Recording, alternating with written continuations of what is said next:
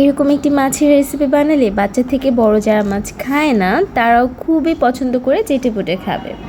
এটা আমি তেলাপিয়া মাছ দিয়ে করেছি, আপনারা চাইলে রুই পাঙ্গাস মাছ দিয়েও কিন্তু করতে পারবেন। আমি এর আগে করেছি রুই মাছ এবং পাঙ্গাস মাছ দিয়ে।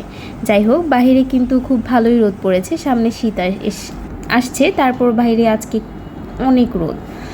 মাঝখানে আমার 3টা বাচ্চা পাম পাম, চিকু আর টুকি খেতে চলে এসেছে, তাই একটু ফুটেজ নিয়ে নিলাম আর কি। এখন আমার পাম পামটা চলে যাবে, দেখেন কি সুন্দর আমাকে বলছে গেটটা খুলে দিতে। যাই হোক, ওকে গেটটা খুলে দিয়ে আমি চলে আসলাম একটা ড্রিঙ্কস নিয়ে, যেটা হচ্ছে আপনার 2 চামচ চিয়া সিড, 1 চামচ লেবুর রস এবং 1 চামচ অ্যাপেল সিডার ভিনেগার দিয়ে এই ড্রিঙ্কসটা সকালে মানে খালি পেটে যদি খাওয়া যায় খুবই ওজন কমানোর জন্য খুবই হেল্পফুল। যাই হোক, মাছ ভাজার পর মাছের কাঁটাগুলো ছাড়িয়ে ব্লেন্ডার জারে দিয়ে দিলাম।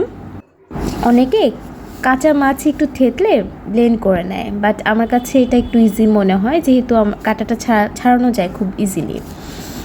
দেন ব্লেন্ডারে জারে 2টা পেঁয়াজ নিয়ে নিলাম, গোটা পেঁয়াজ টুকরো করে।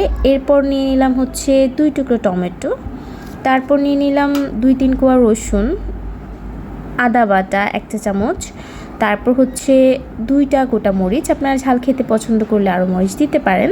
তারপর ধনিয়া পাতা দিয়ে দিলাম, হলুদের গুঁড়া দিয়ে দিচ্ছি 1 চামচ, জিরা গুঁড়া 1 চামচ, আর সামান্য আটাটা হচ্ছে পরিমাণ মতো বুঝে দিবেন, 2 চামচ 3 চামচ দিতে পারেন। মিক্সচারটা হচ্ছে যাতে ইজিলি বল বানাতে পারেন। দেন আমি সয়া সস দিয়ে দিলাম 1 চামচ। তারপর হচ্ছে এটাকে আমি ব্লেন্ড করে নিব। ও হ্যাঁ, সাথে আমি লেবুর রসও দিয়েছি। এই সব কিছু দিয়ে তারপর আমি এখন ব্লেন্ড করে নিচ্ছি। আমার ব্লেন্ড করা হয়ে গেছে, দেখতেই পাচ্ছেন। এবার একটা কড়াইয়ে তেল দিয়ে হালকা গরম করে মিক্সচারটা বল বল শেপ করে আমি ভেজে নিলাম, যতটুকু বল করা যায় আর কি।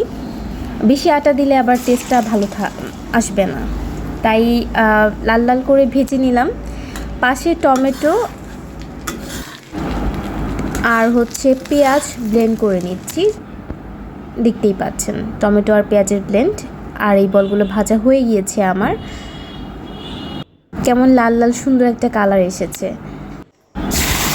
এরপর ওই তেলটাতেই আমি টমেটো আর পেঁয়াজের পেস্ট দিয়ে 1 চামচ আদা বাটা, এবং এই মশলাটা আমি করেছি হচ্ছে শুকনো মরিচ ভিজিয়ে তার মধ্যে হচ্ছে পেঁয়াজ দিয়ে ব্লেন্ড করে নিয়েছি। এটা দিলে তরকারি কালারটা খুবই ভালো আসে। আমি এখানে 2 চামচ নিয়ে নিলাম, এবং এরপর আমি এখানে দিয়ে দিচ্ছি অল্প 1 চামচ জিরা গুঁড়া, স্বাদ মতো লবণ দিয়ে কষিয়ে একটু পানিতে দিয়ে জাল দিয়ে বলগুলো দিয়ে দিয়েছি। এবার হচ্ছে 10 মিনিট একটু কম আঁচে রান্না করে নিয়েছি।